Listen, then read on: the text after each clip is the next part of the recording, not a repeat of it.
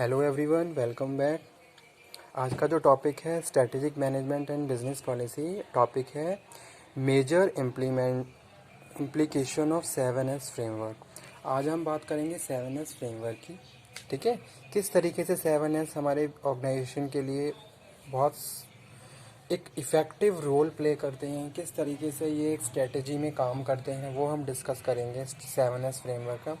Students, ये topic आपने fundamental of management में भी पढ़ा होगा, वहाँ पे भी ये टॉपिक डिस्कस किया गया था। ठीक है, तो चलिए स्टार्ट करते हैं आज का topic. A very good morning to all of you. I hope कि सब लोग बहुत अच्छे होंगे। वैसे भी आज के टाइम में बहुत ज़्यादा क्रिटिकल सिचुएशन है इंडिया की। सब लोग अपने अपने एफर्ट्स यूज़ कर रहे हैं ताकि जल्द से जल्द हम जो भी प्रॉब्लम चल रही है उसको जल्दी से सॉर्ट आउट कर पाएँ और फिर से हम पहले जैसे अपनी लाइफ को सर्वाइव करना शुरू करें। ठीक है, तो आशा है आप लोग भी सब लोग मिलके कोऑर्डिनेशन के साथ काम करेंगे ताकि बहुत जल्द हम जो भी हमारी ये कोरोना चल रहा है इसको अपने देश से भगा पाएँ। चलिए आ जाते हैं टॉपिक पे, मेजर इम्प्लीकेशन ऑफ 7S। यहाँ पे मैंने एक डायग्राम बनाया है जहाँ मैंने 7S को प्रॉपर्ली शो किया है और साथ के साथ 7S को एक दूसरों से कनेक्टेड किया है। जैसे यहाँ पे लिखा हुआ है structure, system, style, staff, skill, strategy, shared values. ठीक है, तो स्टूडेंट्स अगर हम 7S की बात करते हैं तो 7S किसी भी ऑर्गेनाइजेशन की सक्सेस के लिए बहुत ज़्यादा इम्पॉर्टेंट, मतलब कि एक इफ़ेक्टिव रोल प्ले करते हैं। ठीक है, अगर हम बात करते हैं 7S की तो 7S हेल्प करते हैं कि कितनी एफिशिएंटली, कितनी इफ़ेक्टिवनेस के साथ अपने अपने ऑब्जेक्टिव्स और अपने गोल्स को अचीव करें। ठीक है, जैसे सपोज यहाँ पे हम स्टार्ट करते हैं वन बाय वन। पहला लिखा हुआ है स्ट्रेटेजी। ठीक है, strategy the plan devise to maintain and build competitive advantage over the competition.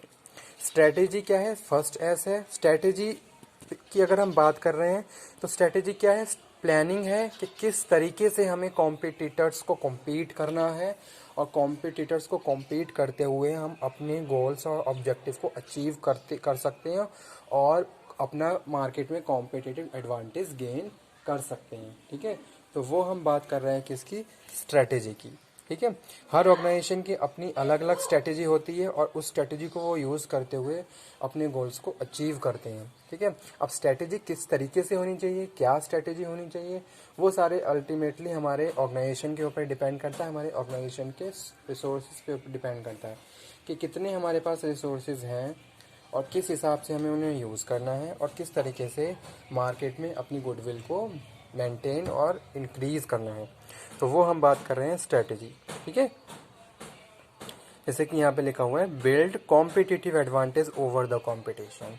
Her organisation की यही कोशिश रहती है कि मार्केट में उसकी गुडविल बहुत अच्छी बनी रहे। ठीक है, साथ के साथ एक कॉम्पिटिटिव एडवांटेज उसको बना रहे, उसका प्रोडक्ट लॉन्ग टाइम तक मार्केट में सस्टेन रहे, ज़्यादा से ज़्यादा कस्टमर उसको लाइक करें, उसकी उसकी जो सेल्स है वो बढ़ती रहे। अब ये सारी चीज़ें तभी काम करती हैं जब हमने अपनी ऑर्गेनाइजेशन के लिए एक बहुत इफ़ेक्टिव स्ट्रेटेजी फॉर्मुलेट की होती है। ठीक है, और फॉर्मुलेशन के साथ साथ उसको इम्प्लीमेंट और इवेल्यूएशन और कंट्रोल करना भी जरूरी है।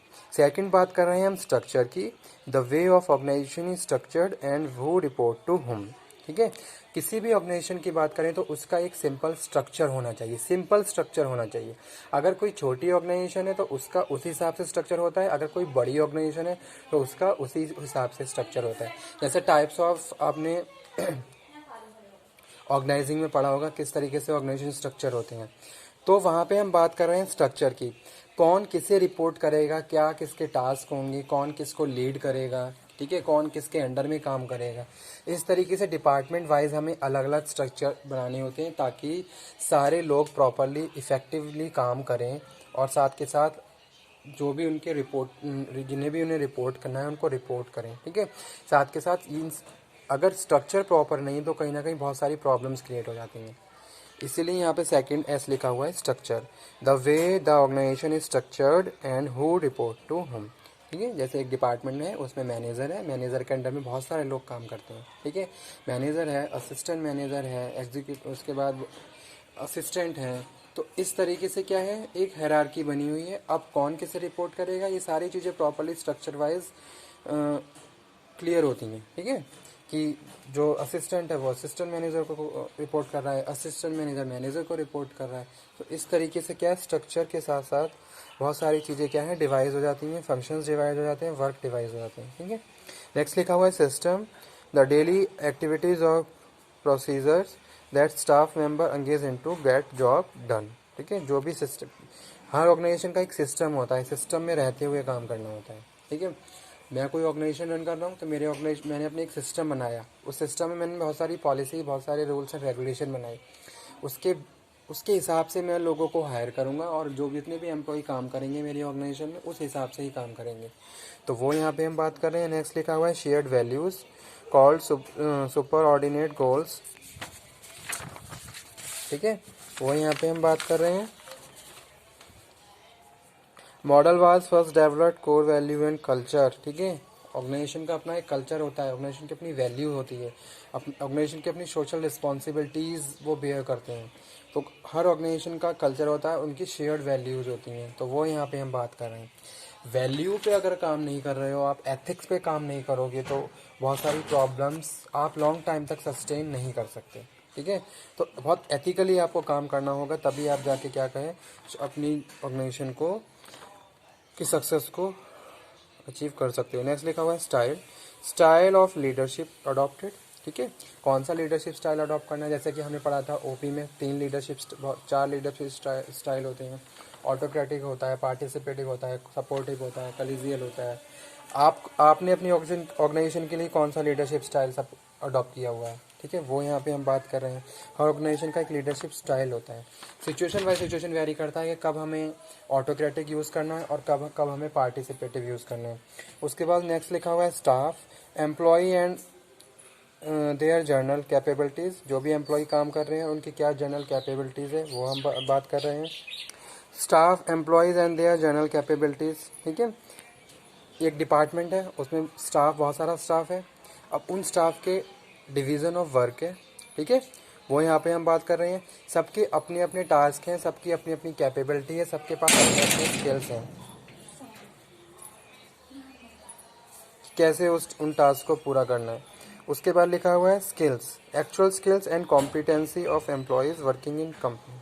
ठीक है, क्या स्किल्स रिक्वायर्ड है किसी एक पर्टिकुलर टास्क को कंप्लीट करने के लिए, उसी हिसाब से हम एलोकेशन ऑफ रिसोर्स करते हैं, डिवीज़न ऑफ वर्क भी उसी हिसाब से करते हैं, ताकि राइट पर्सन राइट जॉब पे होना चाहिए। ऐसा ना हो कि हमारी प्रोडक्टिविटी कम रहे जस्ट बिकॉज ऑफ दिस कि हमने राइट पर्सन और राइट जॉब का सिलेक्शन नहीं किया है। तो वो सारी चीज़ें हम बात कर रहे हैं किसमें, स्किल्स में। और तो ये थे स्टूडेंट 7S फ्रेमवर्क।